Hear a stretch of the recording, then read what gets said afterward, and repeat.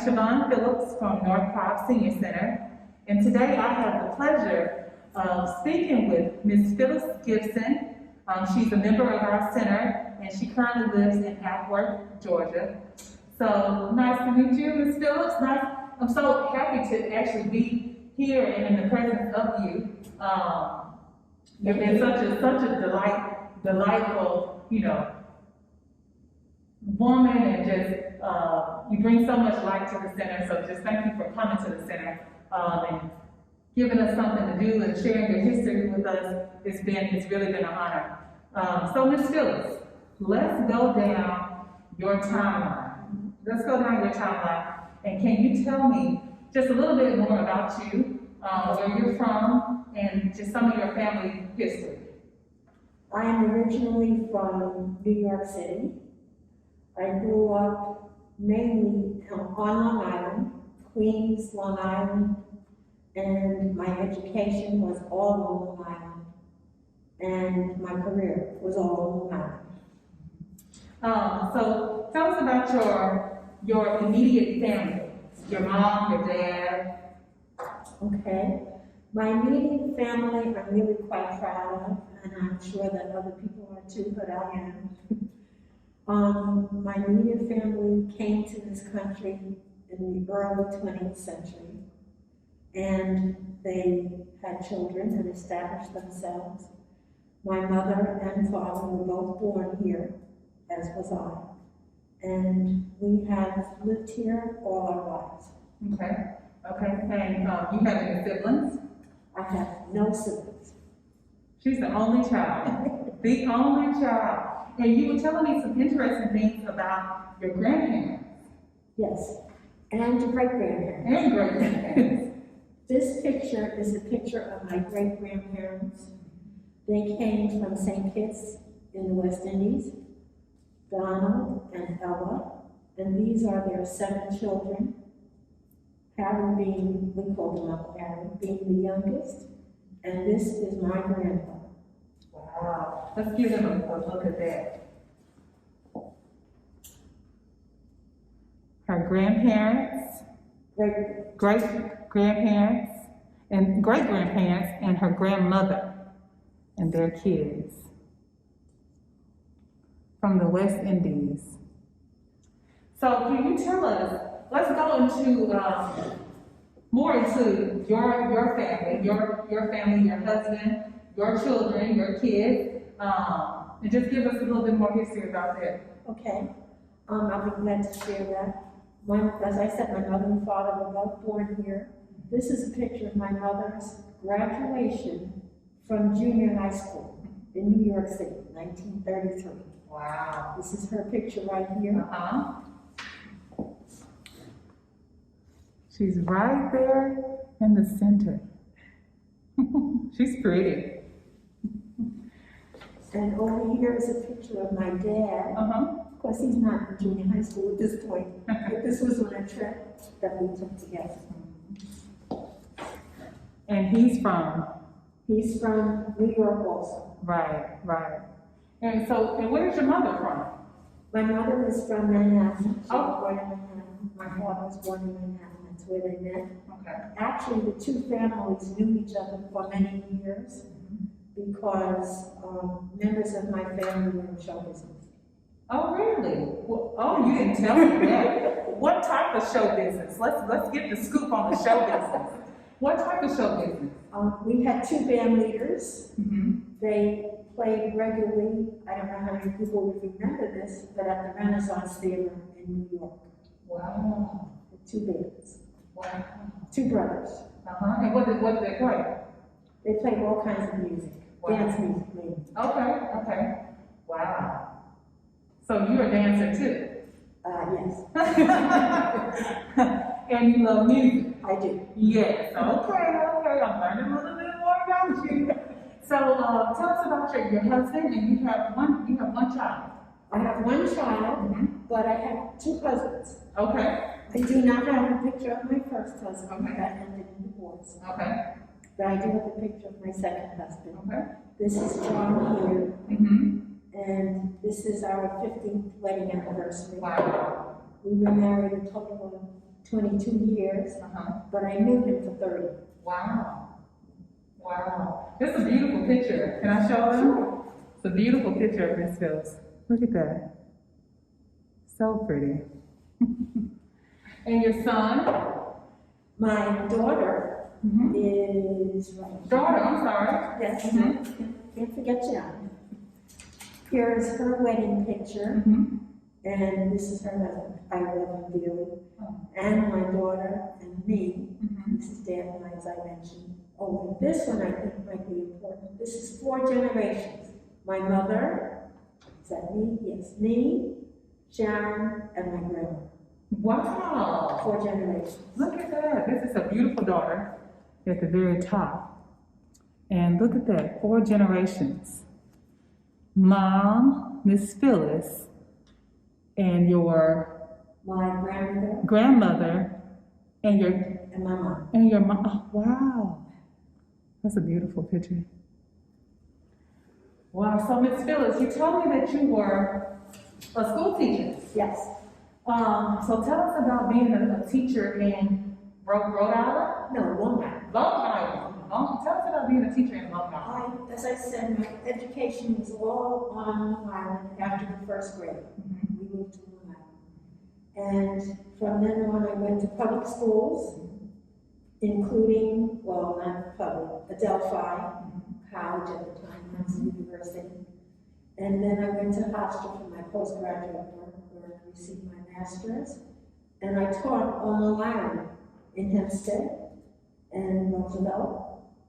And I taught as a total of 32 years, Wow. starting with pre-K Okay. when I was a student, and working all my way up to college. Wow. I also taught adult education at night. Okay. Okay. So, when did you retire from teaching? 1990. 1990. Wow.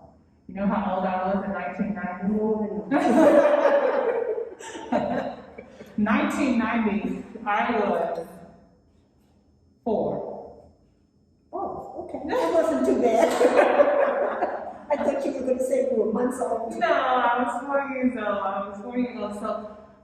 So just tell us about being a teacher in that era for that many years.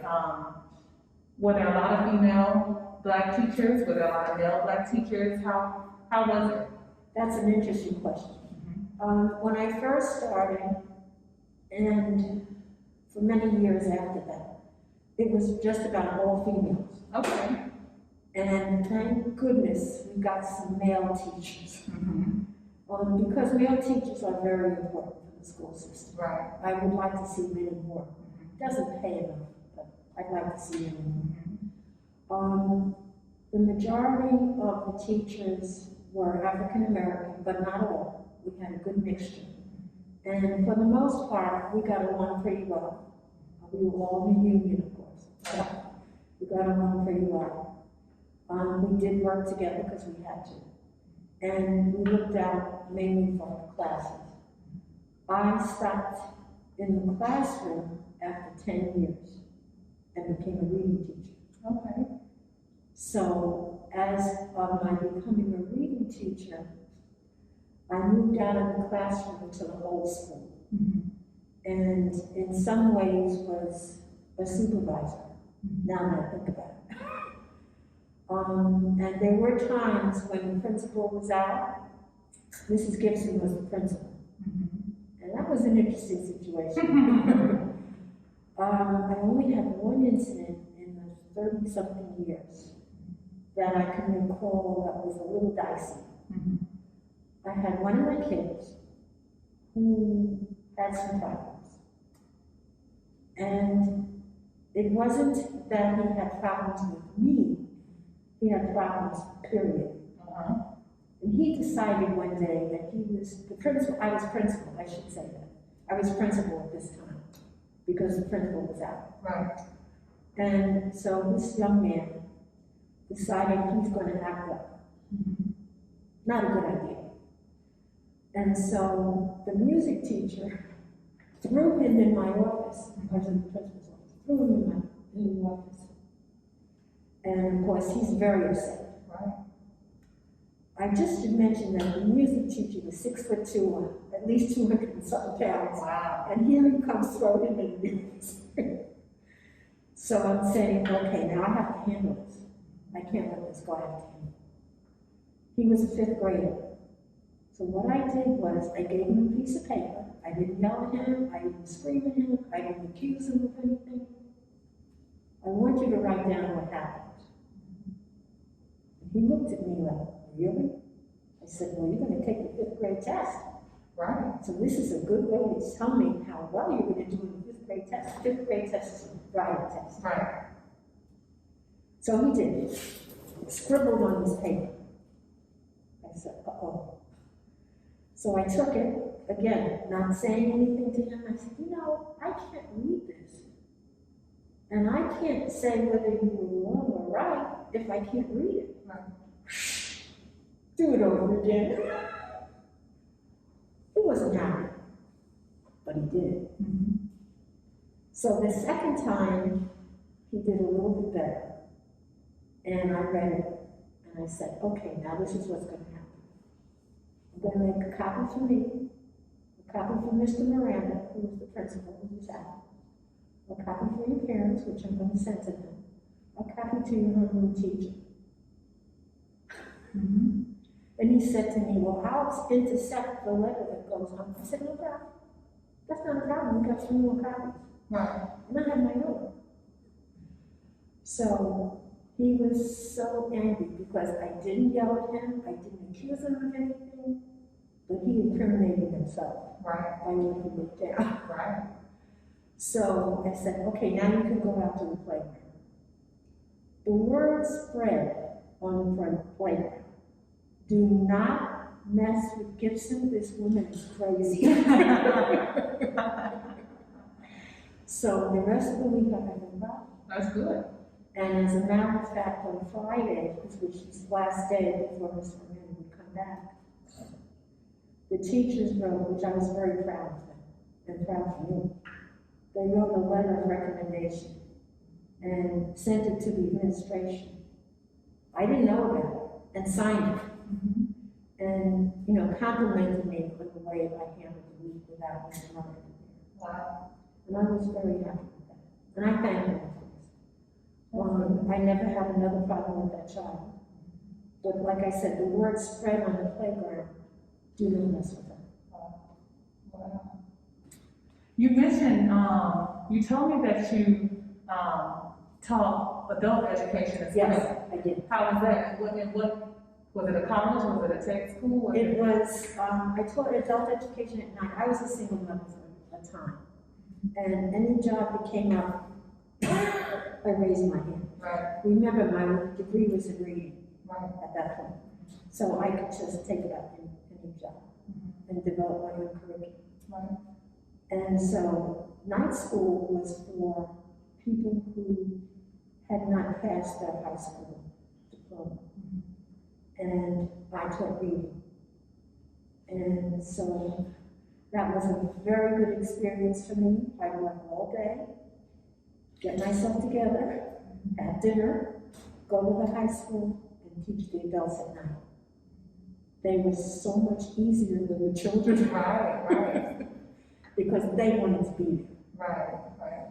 And my oldest adult that I can remember was Mrs. Trihart.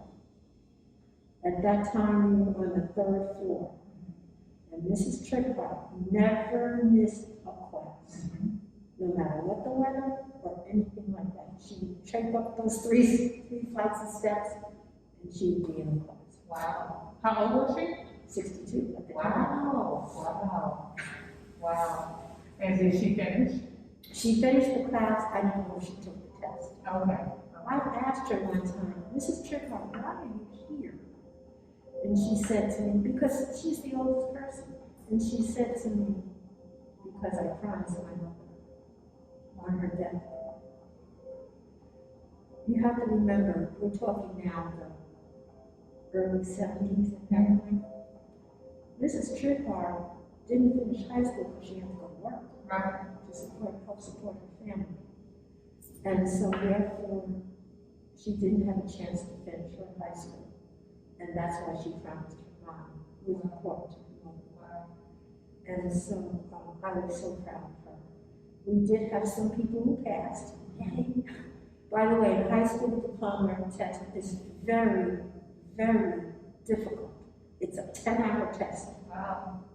You can take practice exams, but of course you can't take the real one until you go there. Right. It's given over 2 days.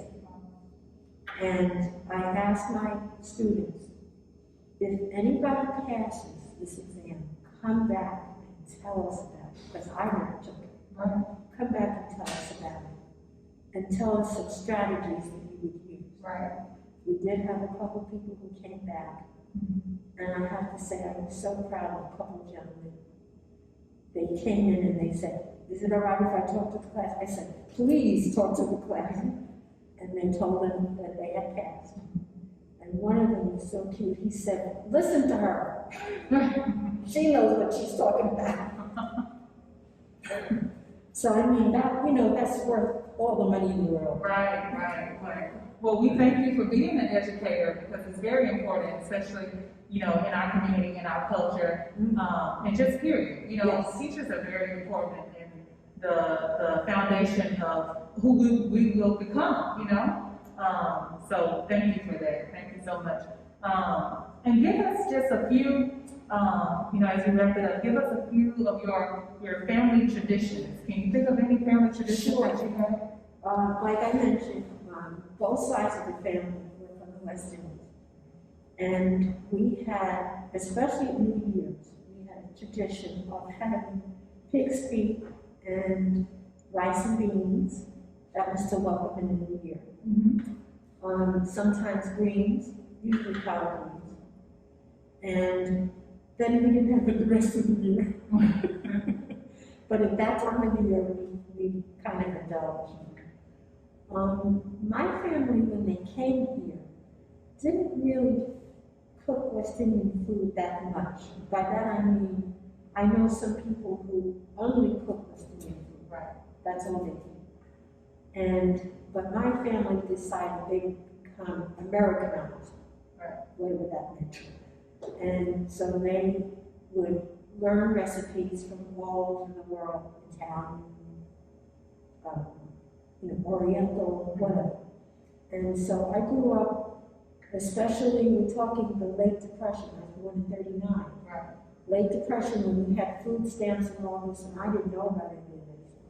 But my grandmother, we were living with her, and she made the most of whatever she could get from those food stamps. Right. I remember having no meat. At the time, I didn't care. What do I know? I'm a kid. Right. But she had plenty of eggs. To this day, I do not eat eggs at night. We would have eggs and spinach. Oh, goodness. Well, that's what we could afford, Right. so that's what we had. Right. We had the protein and we had the vegetables. Right. So, you know, she did the best that she could. Yeah. And some people may laugh about the fact that I was born in '39 and did not remember food stamps, but I don't. She kept it away from me. Yeah. You know, she never mentioned it, and never complained, Mm-hmm. and did the best she could. Wow. And I thank her for that. Yeah, absolutely, absolutely. Well, we thank you so much for taking time out to talk to us and to add to our Black History celebration. Like I said, you've been such a sunshine. Her favorite color is yellow to our center. Every time I see her, I just think of the sun, and she, like I said, she's a sunflower to our center. So thank you so much, Ms. Phyllis, and we'll see you soon. Thank you for inviting me, and I wish everybody who views this a very, very wonderful year. We're due. Thank you.